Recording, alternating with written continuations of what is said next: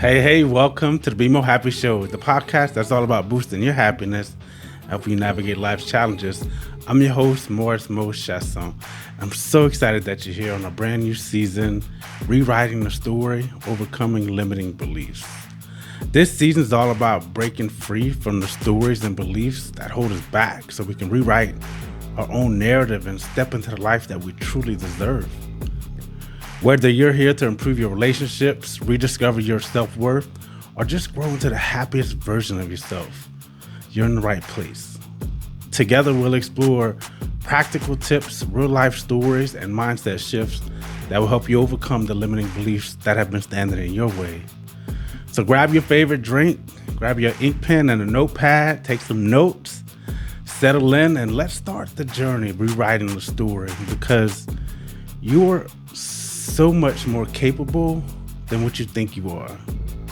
And I can't wait to dive in it with you. So let's be happy. Let's be free. Let's be more happy.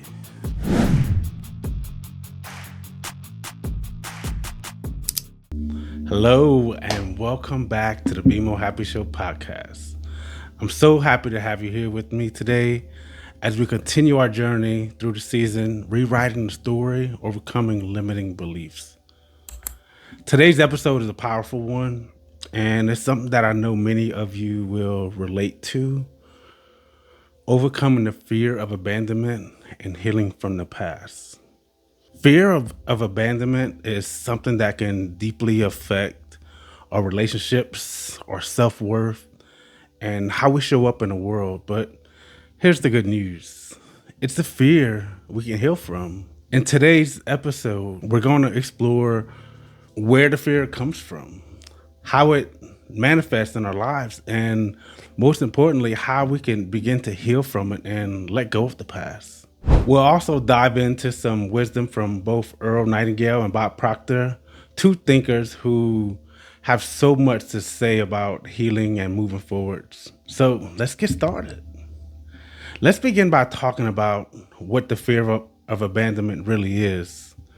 The fear is often rooted from past experiences where we felt rejected, left behind, or unsupported. It might come from childhood, a past relationship, or even patterns we've seen growing up. When we carry this fear into our adult lives, it can show up as anxiety in relationships, a need for constant reassurance, or even the belief that we're unworthy of love and connection. As Bob Proctor once said, your world is a reflection of your inner self. If you don't like what you're getting, then change what's inside. When we carry the fear of abandonment inside of us, it affects the relationships and experiences we attract. But when we heal that fear, we create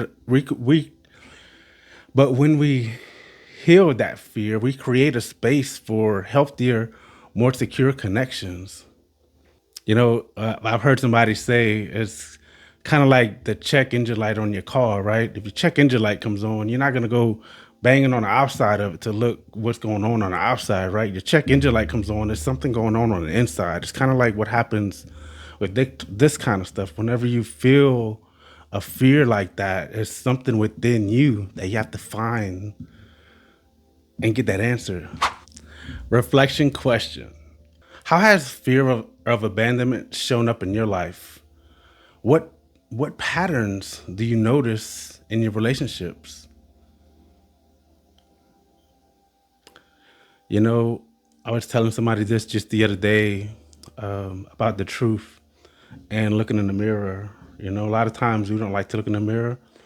It's so much easier to judge other people, but whenever we put that mirror on us, it's like, oh shit, and we run from it, right? We don't do that.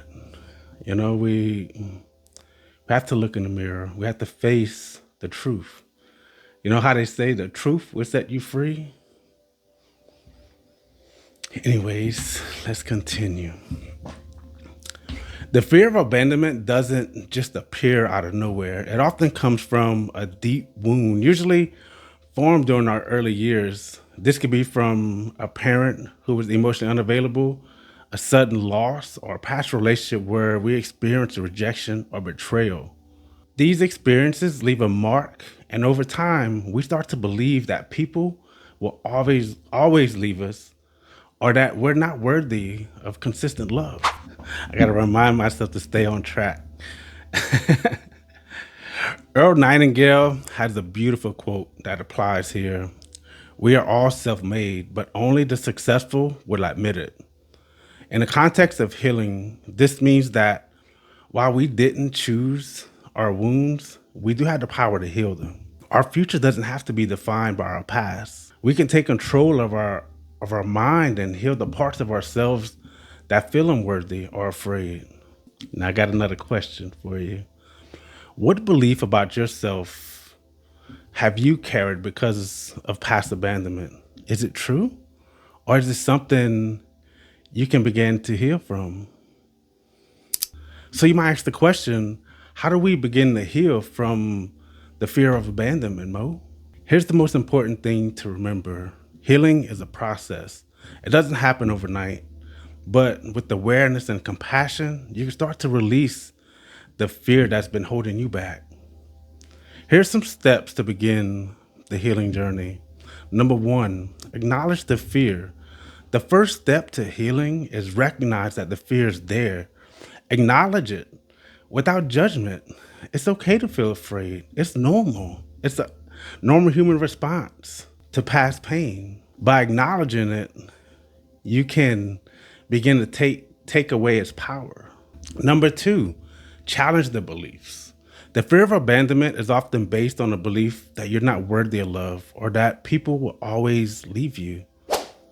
Challenge these beliefs. Ask yourself, is it true that I'm not worthy of love? Is it true that every relationship will end in abandonment? Number three, build emotional resilience. Strengthen your sense of self-worth and emotional security by practicing self-love and setting healthy boundaries. Remind yourself daily that you're deserving of love, connection, and stability. Number four, surround yourself with supportive relationships. Part of healing from abandonment is creating a network of supportive, loving relationships. These can be friendships, family, or romantic relationships. Any connection where you can feel seen, valued, and safe. In Earl Nightingale's The Essence of Success book, he shares a story about a woman who struggled with feelings of rejection and fear of being abandoned. She had been through several relationships where she felt unloved and left behind, and as a result, she began to believe that she was unworthy of love. One day, a close friend gave her a piece of advice that changed everything. You can't expect others to love you if you don't love yourself first. The woman realized that her fear of abandonment wasn't just about the people who had left her. It was about the lack of love she had for herself. She began working on her self-worth, affirming her value, and slowly she stopped attracting relationships where she felt abandoned. Instead, she built strong, secure relationships, all because she learned to love and value herself first. This story reminds us that the foundation of healing from abandonment is self-love. When we see our own value, we attract people who see it too. Earl Nightingale's story shows us that we don't have to keep reliving the past. We have the power to create new, loving experiences. So the takeaway from that is healing from abandonment starts with loving and valuing yourself. When you truly believe in your self-worth, you will no longer settle for relationships or situations that make you feel less than. As we come to the end of this episode, I want to leave you with the quotes that will inspire your journey of healing from the past. From Bob Proctor, the only limits in our life are those we impose on ourselves. This is a powerful reminder that while the fear of abandonment may feel overwhelming, it's a limit that we have to live with.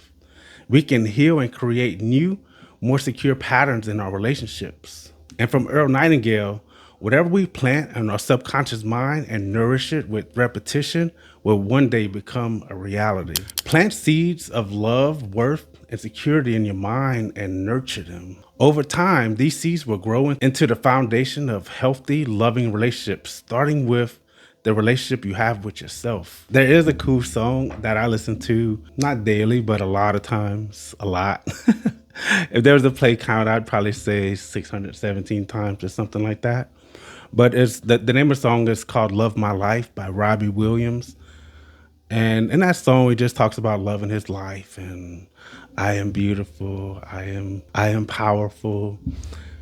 And it's just like affirmation type. And it just feels so good singing it out loud in the car. It's incredible. So look it up. Robbie Williams, Love My Life.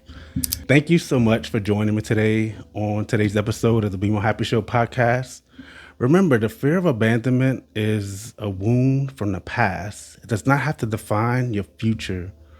By healing from the fear, you can create relationships that are secure, loving, and fulfilling. This week, I encourage you to take a small step towards healing, whether it's journaling about your past experiences, practicing self-love affirmations, or reaching out to someone you trust. Know that healing is possible and you are worthy of the love and connection you seek. Until next time, keep loving yourself, keep healing, and always be more happy, baby.